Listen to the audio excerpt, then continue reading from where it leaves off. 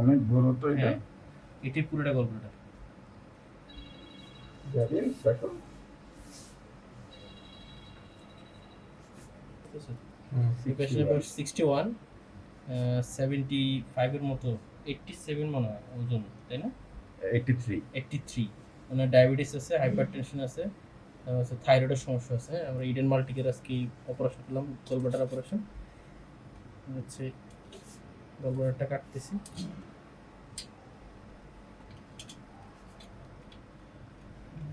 2022 সালে এই gallbladder operation, gallbladder cyst ধরা পড়ে, পরে হচ্ছে এটা রেখে দেওয়ার পরে হচ্ছে ওনাকে স্টোন ধরা পড়ে। এই যে আমাদের একটা স্টোন পাওয়া গেল, অনুষ্ঠান কি একটাই ছিল? একটি, কিন্তু ওই গুঁড়া ছিল, আচ্ছা। এগুলা খুব ইয়ে না। এটা হচ্ছে পরে